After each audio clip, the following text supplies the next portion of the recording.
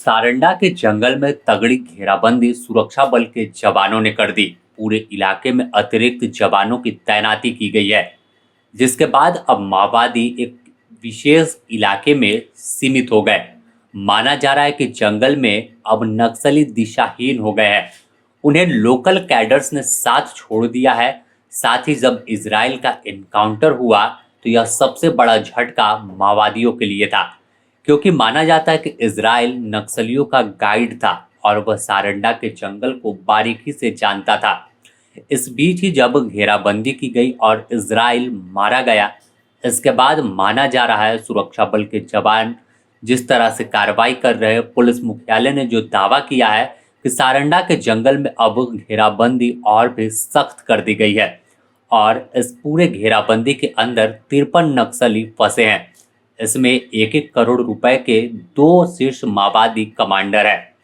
पूरा समूह अब बाहर निकलने की कोशिश में है, लेकिन हर प्रयास में सुरक्षा बल के जवानों का सामना हो रहा है। बीच बीच में जब मुठभेड़ हुई, उसमें भी यही वजह थी कि वह जंगल से बाहर आ रहे थे तो सामने उन्हें जवान तैनात दिखे। जवान लगातार खराब मौसम या फिर उमस भरी गर्मी के बावजूद जंगल में मोर्चा संभाल कर डटे हैं। उनके टारगेट पर बस 2 बड़े माओवादियों के साथ 51 अन्य नक्सली हैं, जिन पर करोड़ों रुपए का इनाम है। अगर बात सारंडा की करें तो सारंडा के घने जंगलों में नक्सलियों को माना जा रहा है कि अब चारों ओर से जवानों ने घेर लिया है। वह एक छोटे पॉकेट इलाके में छिपे हैं, जहां उन्होंने सुरक्षा बल के जवानों को घेराबंदी से रोकने के लिए 300 से अधिक आईडी बिछा दिया है।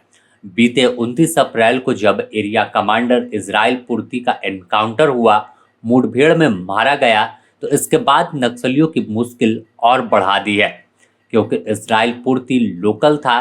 वह सारंडा इलाके का ही रहने वाला था। ऐसे में जंगल, पहाड़ और हर रास्ते को वह बारीकी से जानता था। यहाँ छिपने की कौन सी जगह है, कहाँ पर सुरक्षा बल के जवान पहुंच सकते हैं, वह तमाम रणनीति को समझता था।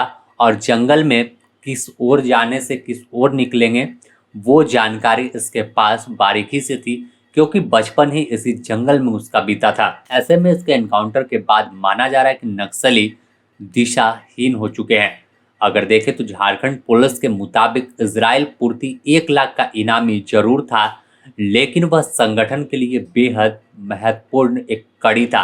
एक ऐसा कमांडर था जो 1-1 करोड़ रुपए के इनामी मिसिर बेसरा, असीम मंडल और बड़े कुख्यात माओवादियों को जंगल में तमाम रणनीति बताता था कि वह कैसे सुरक्षा बल के जवानों से बच सकते हैं। अब संगठन के लिए यह बेहद घातक हुआ जब वह एनकाउंटर में खत्म हो गया। साथ ही लोकल कैडरों की कमी माओवादियों को परेशान कर रही है। पहले था कि लोकल कैडर यानी गांव के लोगों का समर्थन माओवादियों को प्राप्त था, लेकिन जब सुरक्षा बल के जवानों की दबिश बढ़ी तो गांव के लोगों ने साथ छोड़ दिया और माओवादियों के साथ वह जाने से इनकार करने लगे। यही वजह है कि सारंडा जैसे इलाके के एक टापू ऐसे जंगल में अब बड़े माओवादी अपने अस्तित्व की लड़ाई लड़ रहे हैं। अब सारंडा में ज्यादातर बचे हुए नक्सली बाहरी राज्य पश्चिम बंगाल, बिहार, छत्तीसगढ़ के हैं, जिन्हें इलाके की स्थिति भी बहुत कम जानकारी है। झारखंड पुलिस के आईजी नरेंद्र कुमार सिंह ने नक्सलियों के लिए एक बड़ा झटका बताया है। उन्होंने माना कि सारंडा के जंगल से निकलना अब माओवादियों का मुश्किल है। पुलिस के मुताबिक इजराइल जैसे लोकल गाइड के बिना जंगल से सुरक्षित निकलना नक्सलियों के लिए बेहद मुश्किल हो गया, क्योंकि लोकल सपोर्ट, गाइडेंस तीनों कमजोर पड़ गया।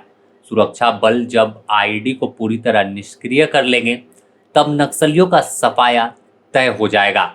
सीधे तौर पर नक्सलियों से अपील भी पुलिस मुख्यालय अभी भी कर रहा है कि वह आत्मसमर्पण करे और मुख्य धारा में लौटे, नहीं तो अंजाम बुरा हो सकता है। वहीं हम सारंडा में देखें तो अब नक्सलियों का ऑपरेशन अंतिम चरण में पहुंच गया। मिसिर बेसरा समेत शीर्ष कमांडरों को खत्म करने के लिए अतिरिक्त फोर्स जंगल में उतार दी गई है, जिसमें बम निरोधक दस्ते की कई टीम बढ़ाई गई। सीआरपीएफ आईजी साकेत कुमार सिंह ने भी कहा कि सारंडा की जंग अब जीत के दहलीज पर है। नक्सलियों को हर तरफ से घेर लिया गया, यानी कभी भी एनकाउंटर होगा और फिर माओवादी खत्म हो जाएंगे। सारंडा में माना जा रहा है कि यह अंतिम गढ़ बचा है जहां छोटा नागर जराई केला के इलाके के बलीबा गांव के आगे बाबू डेरा, दलाई डेरा, चडराई डेरा जैसे पहाड़ी इलाके जो है वहां पर कुछ ही जो माओवादी हैं वो बचे हैं। यह पूरा इलाका मंकी रिजर्व फॉरेस्ट के नाम से भी जाना जाता है, जहां 8 से 10 किलोमीटर के दायरे में घने जंगल और पहाड़ है, जहां पर सुरक्षा बल के जवानों से बचने के लिए माओवादियों ने चारों ओर आईडी का जाल बिछाया है।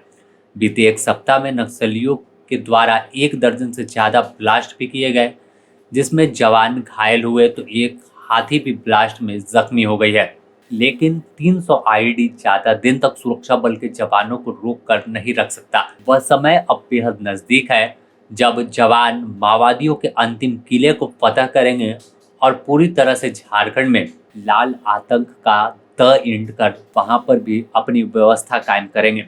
बने रहे द न्यूज पोस्ट के साथ, इससे जुड़ी और भी अपडेट आपको देंगे।